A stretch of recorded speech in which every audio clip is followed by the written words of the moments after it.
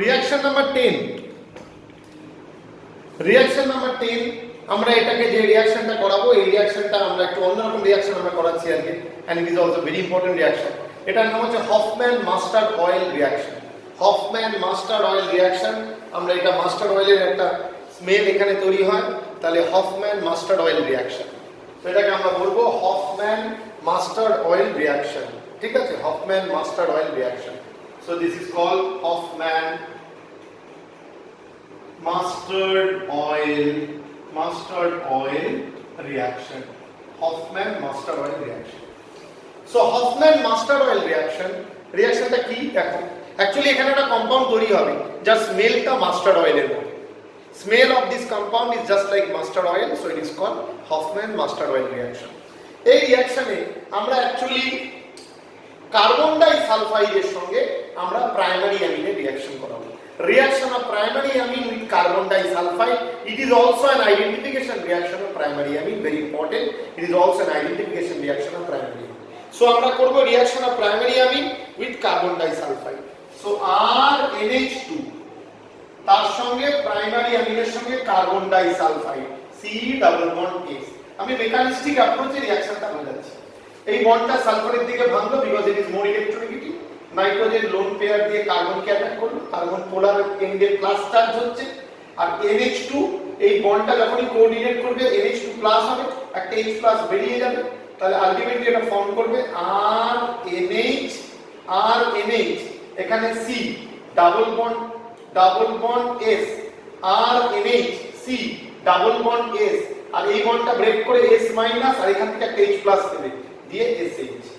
এই জিনিসটা বুঝতে পেরেছো তো? জিনিসটা এইরকম হবে অ্যাকচুয়ালি, RNH2 এই বন্ডটা এখানে ফর্ম করছে, এখানে কার্বনের সঙ্গে নাইট্রোজেন লোন পেয়ার দিয়ে কোঅর্ডিনেট বন্ড C, এখানে এই বন্ডটা ভেঙে S মাইনাস, এটা ডাবল বন্ড S আর এটা প্লাস, এটা ইন্টারমিডিয়েট। এবার এই বন্ডটা এদিকে ভাঙবে, H প্লাস বেরিয়ে যাবে S মাইনাসের সঙ্গে SH, C double bond S SH আর RNH, এই কম্পাউন্ডটা তৈরি হবে। This is the intermediate compound, ভালো করে দেখে নাও, it is the intermediate compound, এই intermediate compoundটা তৈরি হবে।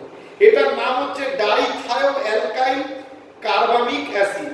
এই কম্পাউন্ডটাকে বলে ডাইথায়ো, থায়ো মানে সালফার, ডাইথায়ো, দুটো থায়ো মানে সালফার আছে, ডাইথায়োঅ্যালকাইল ডাইথায়োঅ্যালকাইল কার্বামিক অ্যাসিড,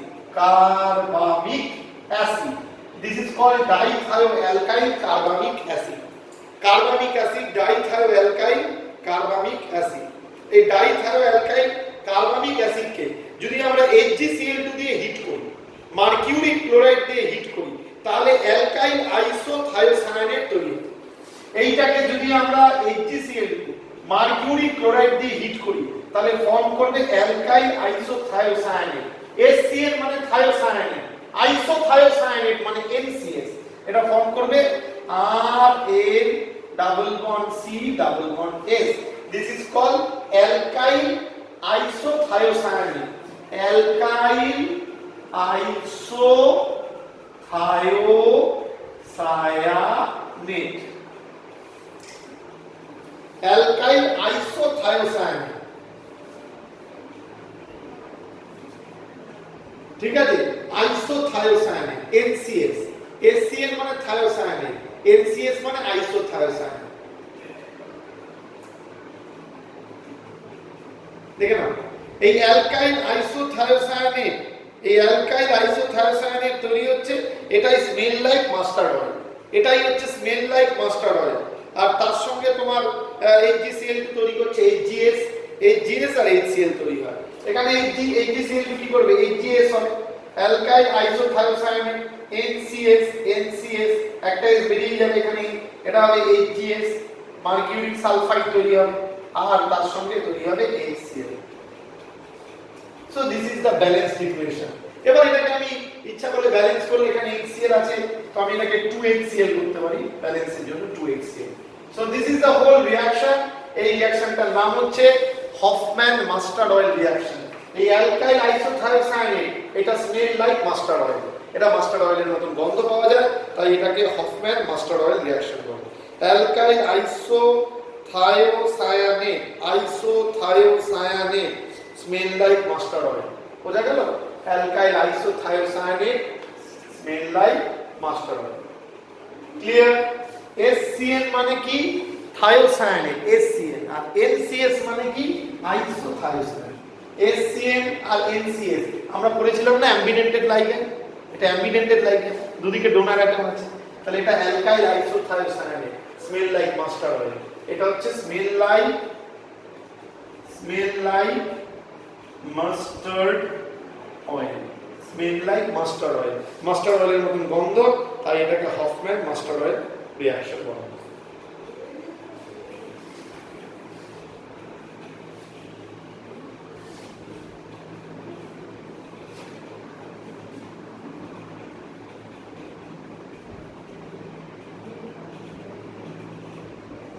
ঠিক আছে, মুছে দিই।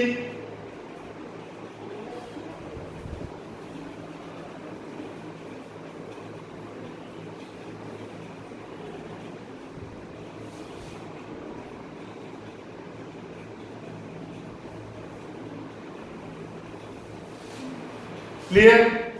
দেখে নাও, বোঝা গেল? So very important Hofmann mustard oil reaction আমরা করলাম। আচ্ছা, এখানে এই প্রসঙ্গে একটা কথা বলি, অ্যারোমেটিক অ্যামিন কিন্তু এই রিঅ্যাকশনটা যদি অ্যারোমেটিক প্রাইমারি অ্যামিন রিঅ্যাকশন করে, মানে অ্যানিলিন যদি রিঅ্যাকশন করে, এটা একটু ডিফারেন্টলি রিঅ্যাকশন করে। অ্যারোমেটিক প্রাইমারি অ্যামিন অ্যানিলিন এই রিঅ্যাকশনটা একটু ডিফারেন্টলি করে, তো সেটা আমি আর আলাদা করে দেখালাম না।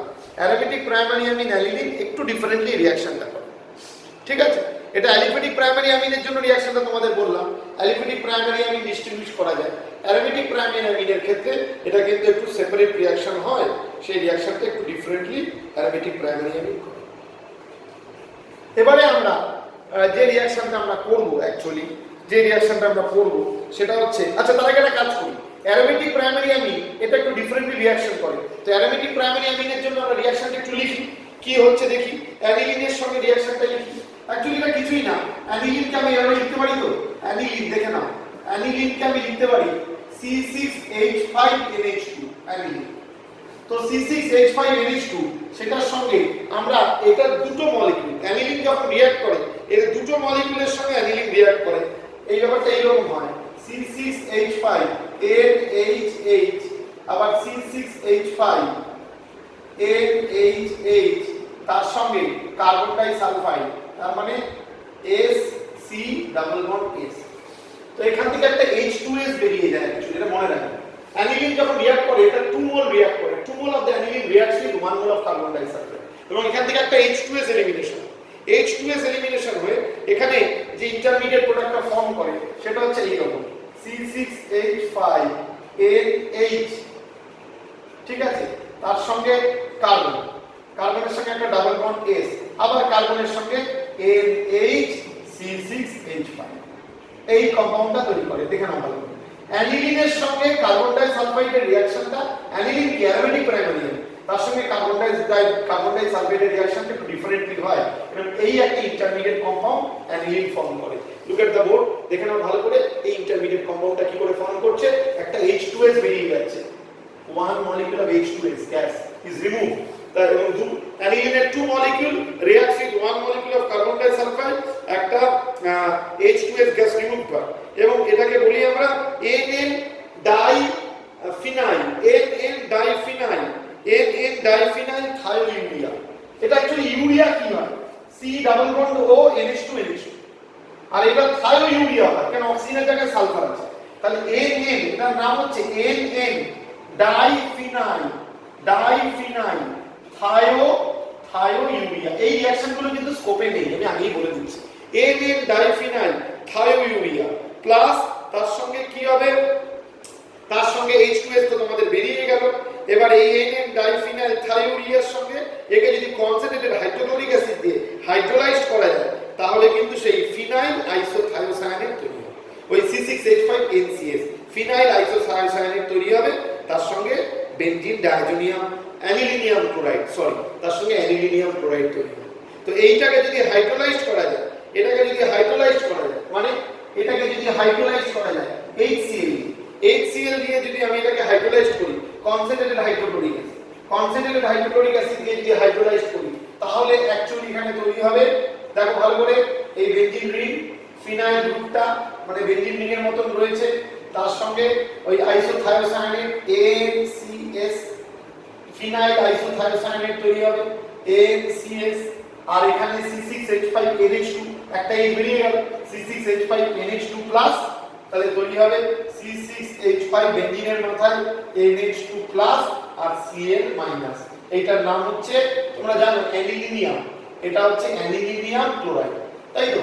অ্যানিলিনিয়াম ক্লোরাইড, অ্যানিলিনিয়াম, এটা হচ্ছে অ্যানিলিনিয়াম ক্লোরাইড, অ্যানিলিনিয়াম ক্লোরাইড তৈরি হচ্ছে, অ্যানিলিনিয়াম ক্লোরাইড। আর এটা হচ্ছে ফিনাইল